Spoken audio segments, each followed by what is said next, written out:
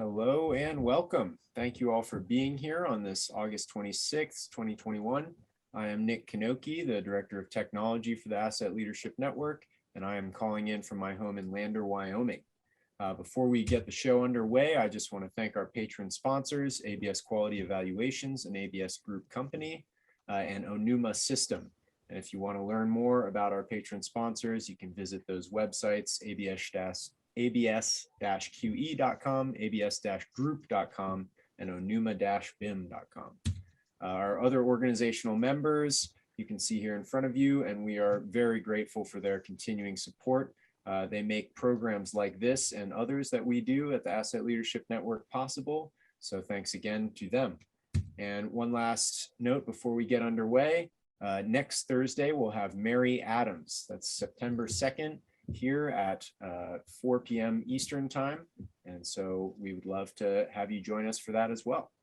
And then, yeah, just one last note, if you're out there watching, we would love to hear from you. So please send any comments or questions, feedback, anything you like in the chat. And if there's a good question, we'll make sure to get it answered for you. And with that, back to Jim Dieter and Mike Aimone. Hey, thanks, Nick. Thank you very much. Well, it's a real honor today to get Mike Aimone as our guest. He's been an ALN Senior Fellow for a while. And as we were preparing for this, we asked Mike to send over a brief bio. And, it knocked my socks off, the things that Mike's been involved in. So now I understand the amazing breadth of his knowledge and expertise with DoD and the Air Force, running major projects, works with the national labs, which I've had a chance to do a little bit in the past. And it just goes on and on. Won any number of Air Force and DoD commendations and awards, including things that have the word presidential in them. Pretty impressive. But our focus today will be in the facility and asset management realm mainly. But well, first, welcome, Mike. It's great to have you with us today. Thanks, Jim, and I appreciate the opportunity to spend some time with you and the ALN. Yeah, that's great. This is a great example of why we started the Thursday at 4 is, in March of last year, when we realized we wouldn't be able to have in-person events, we started to, come up with a program of virtual events, and Thursday at 4 was one of them. And while we have put on lots of webinars and more to come in the fall, but we thought one of the things that was missing was those kind of chats, the kind of conversation you have during a break or over lunch or over a beer at the end of the day, and get to know people a little bit, and also to talk about some serious stuff. A lot of business gets done and a lot of information is exchanged. So Mike is one of those people I always really enjoyed talking to in those kind of circumstances. So Mike, we usually start with some sort of an origin story, but that thread's amazing. But let me ask you, when was the first time you heard the term asset management? How did you start to get involved in that? Well, thanks, Jim, and I appreciate the question. Asset management is a relatively new term to me. Obviously, since I affiliated with Asset Leadership Network, I've become very familiar with asset management. But when I really think about it, I've been doing asset management my entire life. Maybe didn't define it with those particular words. My first duty assignment in the Air Force was as a facility programmer. And my job was to define the requirements for both operations and maintenance projects for facilities, as well as capital improvement projects. And I had a small team and included a real estate team at that time in the Air Force's organizational construct. And so, from the beginning, this was an identification of, first of all, what are the assets? What are the condition of the assets? What is a reasonable level of expenditure on a year basis for operations and maintenance? And then identifying and filling in those projects that build out that operations and maintenance program. A little bit later in my career, I had the opportunity to lead the Air Force's major electrical power production and distribution systems. And with that, I had oversight of all of the assets. And once again, this was kind of going back to my roots, identifying the requirements based on having good data associated with the inventory.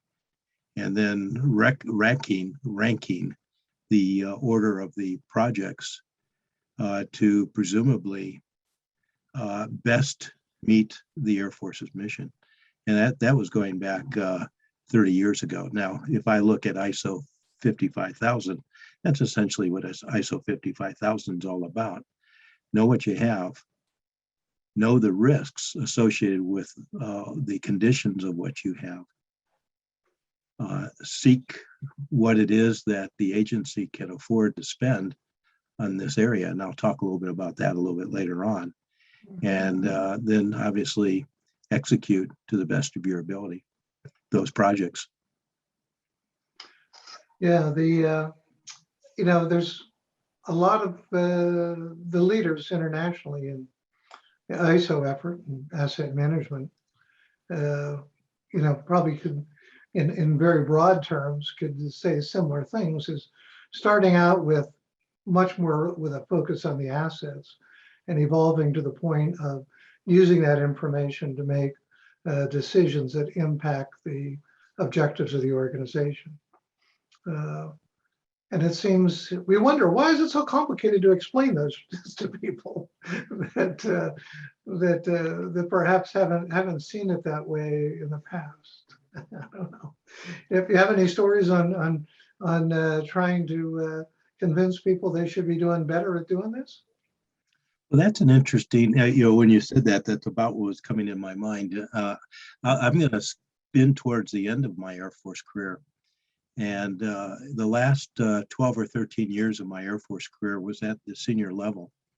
And in the Air Force's planning and programming process, you typically take your colonels and they become part of what's called an Air Force group. And they identify by functional area the requirements, they aggregate the requirements from a functional point of view, and then present them to the group, the Air Force group, at the colonel's level. And then there was a level above that was called the Air Force Board. And that was typically 1- and 2-star general level. And I can remember in a number of meetings of the Air Force Board, speaking eloquently about the facilities requirements and having a set of pictures that said, look at this, for the want of fixing this runway, we lost a very expensive airplane landing gear because it went into a grate, a stormwater grate had failed, and the airplane was driving over it and broke a landing gear. That's kind of a significant emotional experience for the pilot, but more importantly, it was a great example, I thought, to the Air Force leadership that said, look at this, because we didn't spend the right kind of operations and maintenance money, we lost this landing gear. And, eloquently, the head of the Air Force Board came to me and says, okay, so how many times have we lost landing gears on airplanes over the last 5 years because of stormwater grates failing? And of course, the answer was never. And then he said, well, okay, I understand that. There's always a first of everything. Go back and study this and find out how many of those grates are out there in the Air Force and which ones are going to fail next and how much money we should do to fix the grates. And of course, I kind of was cringing and saying, that's not the issue. The issue is the bigger issue of, mission is impacted by failure of facilities. But I went off and did a study of storm grates on runways and found there might have been 6 or 7 out of an inventory of maybe hundreds that needed to be fixed. So they gave me the money for 6 or 7. But that wasn't the result I was seeking, if you will. Yeah. But I did get money for those 6 or 7 grates. So then I changed my story. I got promoted, and the Air Force group reports to what's called the Air Force Board, which is the 1s and 2 stars. And then the 1s and 2 stars, the Air Force Board, report to the Air Force Council, which is made up of the 3 stars and some 4 stars. And I had the opportunity to sit on the Air Force Council for a while. And my elegant story changed to pay me now, or pay me more later. That was my argument I used. And I had more facts and figures and found out that I better have my story both from the past and the future. And so I had a pretty good storyline of what would be the cost of operations and maintenance, not much on new construction, but on operations and maintenance going forward. And they listened to me, and I had a very good story. And the leaders came back to me then and says, well, here's the issue. Put yourself, since you're sitting at this Air Force Council level, if I had $1 to spend, would I rather spend it on training for the military members to go to war, or on this roof? And the answer, of course, clearly was on the military member and their training requirements. And so I learned the lesson there was you can have the elegant story and know exactly what you need, but it's got to fit in the larger needs of the mission, needs of the organization. And that's kind of where I'll stop that story to say that you got to really understand, if you're going to sell your story, you got to understand the story that you can sell and how you're going to influence the leadership who are going to make the decisions. Because typically the facilities engineers do not have an unlimited budget. They're constrained by the budget that they are given.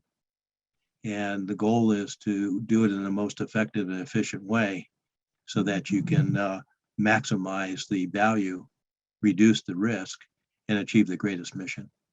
Because you won't have enough to do everything. Yeah. As you know, with all the national talk about infrastructure now, a little bit of a tangent. We worked with ASCE to try to get some words in the bills that talked about the need for asset management and the long-term perspective. It's not just a shovel-ready project. That project's going to be around for N number of years, and it needs to be maintained and kept up, and supported, et cetera, et cetera. You have any reflections or thoughts on how your experience would connect with that project? Well, I'll skip on to that just a little bit and give you some experiences. You didn't mention, but after I retired from the Department of Defense in 2016, I had the opportunity to lead a Federal Facilities Council study on essentially establishing a strategy for making the business case for renewal of federal real property or federal facilities. And there's a lot packed in that sentence. So we're talking about a strategy, we're talking about a business case, and we're talking about not only the maintenance and repair, but also the renewal and the repurposing of federal facilities. And the idea being here was for the study group to look at and offer methodologies, strategies, if you will, for bringing how we spend money in the maintenance and repair area that will possibly be best used to prepare for the renewal of facilities. And then an eye towards the future that says maybe when you do a renewal, it isn't necessarily in the form and shape and function of what it was, that is to say, repurposed. And so the study has proceeded through the report writing phase. The study has been reviewed by a peer review committee. The committee has responded to the peer review, and it is currently in the final review processes within the national academies for publishing. And effectively, it's about the renewal methodologies and strategies for the renewal of federal real property. And so what we learned in that study, and although the study is embargoed and I can't go into a lot of detail, I think I can say this as a reasonable aha moment. You can have the best O&M program in the world, but if it's not linked to what you're doing in facility replacement, you could be spending money in O&M that you're basically going to tear down when you do something else in new construction. And so it sounds obvious, but you have to have a systems approach. And that's what asset leadership, that's what asset management is all about. It's a systems approach and systems thinking across the entire life cycle of the systems. Now, gee, that sounds like stuff we've been doing for 20 to 50 years in the business of federal real properties. But oftentimes, and the budget is a good example of this, the O&M, the operations and maintenance and repair budgets are separately reviewed and prepared from the capital improvement program. So tying those together in one way, shape, form, or another, and arguing the best is the best across the life cycle will, in fact, meet the needs of what the federal government has written as part of their national strategy for an efficient and effective use of real property, which has been out for about 4 or 5 years now. So long in that, there's probably 30 minutes worth of discussion. But the bottom line is what I learned was you've got to integrate the day and day with the long-term capital expenditures. Yeah, and the budgeting process just seems to be such a trip point with that it's, how do you assure there's going to be a funding stream to do that with the cyclical budgeting process?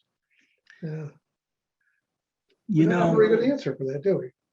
Well, and you could look at this again from a portfolio point of view.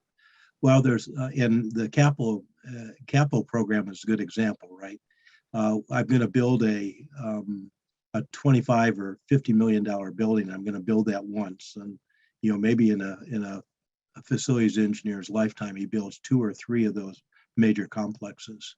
Mm-hmm. They're big, they're expensive, they're lumpy is the term that is often used in the budgeting.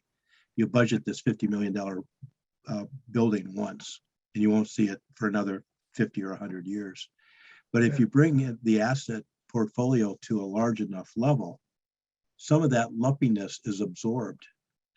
And so there's budget tricks out there how to, if you will, smooth out the lumpiness when you start managing at the portfolio level. Yeah, interesting. It's funny, it makes me think of my small homeowners association in my community here. Is we have really a very strong reserve fund, and it's we pay a little bit every month into it, but when we need to replace asphalt or sidewalks or roofs or lawnmowers or whatever it may be, nobody's coming to me and asked me to write a big check. Right, and there's actually a reserve study that's written for the condo association by a certified firm that does these types of studies. I will argue that's kind of what your facilities managers do at the more senior levels. They're running basically a reserve study, except if you will, the money is allocated on a year-by-year basis on the operations and maintenance account in the federal government. So the budgeting is a different budgeting mechanism, but the thought process is year over year, and Department of Defense I can speak to fairly well. Year over year, it's about a $35 billion program. Now, some years it's a little bit higher. For example, during times of a base closure round, the new construction phase grows a little bit. But year over year, it's $35 billion. So manage within about a $35 billion portfolio.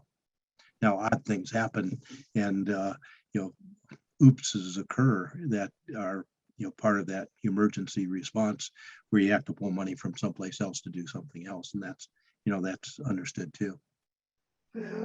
Yeah. So we were, before we came on, we were just chatting a little bit about the Federal Real Property Council. Can you tell us a little bit of what that's about? People might not know even what that's about.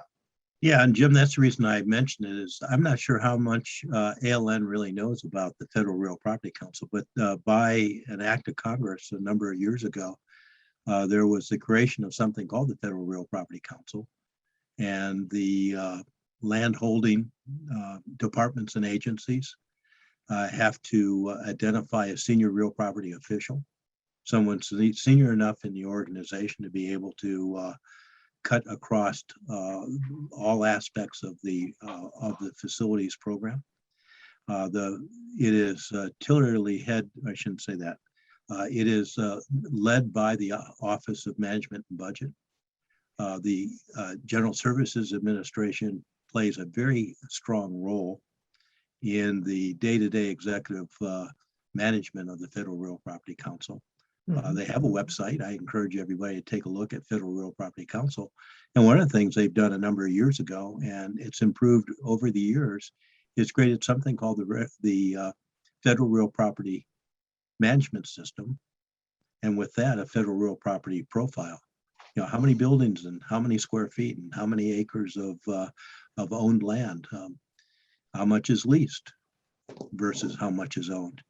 That has been something year over year the federal departments and agencies have been reporting to OMB, and is published as part of a public data set for the citizens to review and understand how the federal agencies use their real property. And some things are obvious to you, but until you sit back and think about it, the Department of Defense is one of the largest departments in the federal government, right? And they have a very large federal facility footprint. But when you start delving through that footprint and examining it, there are more operationally related facilities, say on a square footage basis, than there are admin facilities. We have more hangars and as opposed to administrative spaces. Then you start digging into a place like the Department of Justice, and you say, well, they got all these people in the Department of Justice, but a large portion of the Department of Justice footprint is courthouses.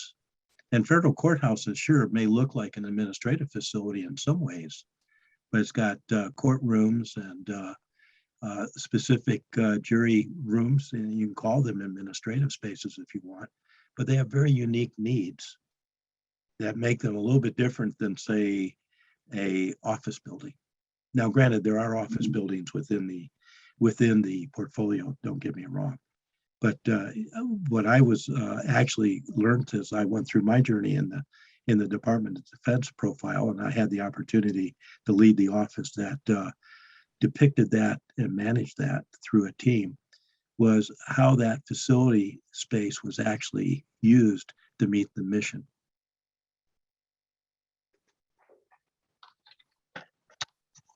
Yeah. So can you talk, you had a lot of involvement in renewable energy. Can you give us a little bit of insight on your thoughts on that and that area and its potential? Yeah, so early on in my career, I had mentioned that in the Air Force, I had the opportunity for about 5 years to essentially, although that was not my duty title at the time, but essentially be something like the chief electrical engineer for the Air Force. But in specifics of what I did was manage the capital replacement of the major high security, high reliability electrical power generation and distribution systems for places like Cheyenne Mountain, Thule, Greenland, the Philippines facility at Clark Air Base and the like. And from that journey, I learned a whole lot about the use of energy and how to make energy more efficient. And so that started me on a journey of understanding energy use in the Department of Defense. And just to give you an idea of the footprint of energy use in the Department of Defense, and these numbers are somewhat dated, but the department uses about $3 billion a year to pay electric and natural gas bills. And not to overshadow that, but I had the opportunity when I was in the Office of Secretary of Defense to run the Operational Energy Program. And the Operational Energy Program is the program that ensures there's fuels for jet aircraft and tanks and boats and the like. The energy bill for the operational side of the Department of Defense is somewhere around $10 billion a year in round numbers. So operational energy was much, much more expensive than facility energy. We spent a lot of time worrying about facility energy, but frankly, once we got into an understanding operational energy, we found a whole bunch of ways to become more efficient in its use and more cost effective.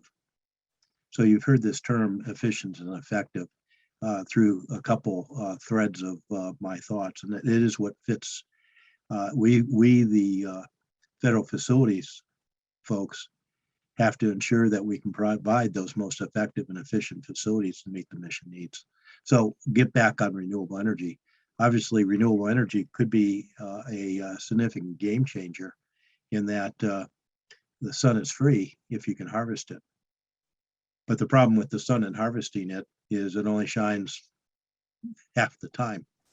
So then you got to think about how do you achieve your mission in that other half of the time when the sun's not shining, or worse, when the sun gets clouded over, and so even when it's supposed to be sunny, it's not.